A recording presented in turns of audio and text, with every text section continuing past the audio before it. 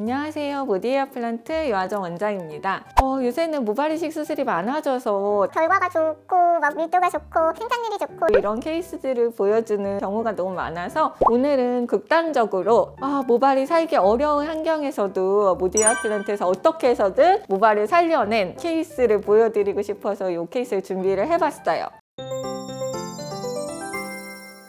그래서 일단은 수술 전 모습을 보실게요. 이분은 10대 초반에 뇌농양 수술을 받은 분이에요. 뇌농양이 크게 생겨서 그 제거 수술을 신경외과에서 받았고, 당시에 이제 두 개를 봉합하기 위해서 철심을 사용을 해서 두 개를 봉합을 했어요. 물론 흉터는 남았죠. 그리고 그 흉터가 남은 상태로 그냥 좀 별 문제 없이 성인이 됐는데, 시간이 지나면서 안에 있던 철심이 튀어나왔어요. 두피 밖으로. 그래서 이제 그게 반복적으로 염증을 일으켜가지고 이 철심 제거 수술을 받고, 지금 흉터 상태를 보면 두피가 아예 함몰되어 있죠. 이 부분이 완전히 흉터화되어 있어요. 모발이 없고 맨들맨들하고, 신경외과 교수님이 모발 이식술을 받아라, 아니면 지방 이식을 받고 모발 이식을 받던가. 그래서 제가 봤을 때는 미용적으로 이게 진짜 티가 안 나려면 어쨌든 이렇게 굴곡이 져 있으니까 지방 이식을 받고 그 다음에 이 굴곡을 없애고 모발 이식을 받는 게 어떨까요? 라고 했는데, 이제 사실 두피니까 좀 굴곡 있어도 이제 환자분이 그렇게 티가 안 나는 걸 이미 알고 계시고, 이렇게 흉터가 되게 크니까 바람 불면 이게 보이니까 너 어디 수술했어? 이상해, 왜 여기 없어? 이거 자꾸 물어보니까 그거를 없애기 위해서 머리카락만 있으면 티 안 날 것 같다, 심어달라 라고 해서 오셨어요. 제가 이 환자분을 보고 되게 고민했던 기억이 나요. 왜냐하면 일단 엑스레이나 이런 거는 확인을 했어요. 문제가 없는 거를. 하지만 생착률이 어떨까? 이게 사실 처음에 고민이 돼서 막 관련 연구 결과나 뭐 이런 거 찾아보고 이랬던 기억이 나요. 두피가 되게 원래는 혈관 발달이 좋은 부분이라서 모낭이 생착이 잘 되는 부위이긴 한데, 이렇게 변형이 된 피부에서는 어느 정도로 내가 이거를 잘 없애줄 수 있을까 고민을 많이 했었고요. 환자분한테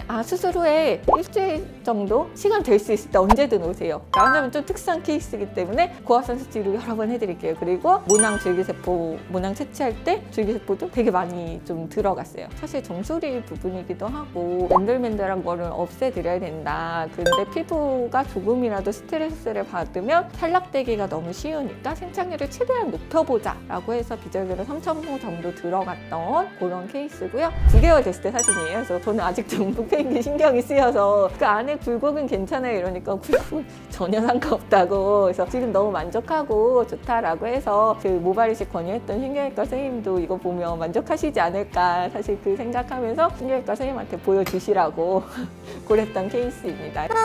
사실 수술 흉터는 흉터 부위 이식에서 대부분 괜찮아요. 근데 흉터가 너무 여러 종류가 있으니까 흉터 부위 이식에 대해서 제가 일관적으로 몇 % 떨어져요. 모든 흉터는 뭐 얼마가 안 좋습니다, 아니면 뭐 얼마가 좋습니다, 이렇게 단일화해서 말씀드릴 수는 없어요. 왜냐하면 흉터 자체가 굉장히 다 사람마다 왜 생겼는지 다르고 언제 생겼는지 다르고 뭐 때문에 생겼는지 다르기 때문에 모디에어 플란트에서는 이걸 도와줄 수 있는 충분한 수단들을 가지고 있고, 충분히 도와주면 그래도 최선의 결과를 낼 수 있어요. 두피 흉터는 사실 모발 이식술이 제일 효과적이거든요. 그런 두피 흉터를 가리기 위해서 두피 흉터 때문에 고민하시는 분이라면 모디에어 플란트에 오셔서 좀 상담 받아보셨으면 좋겠습니다.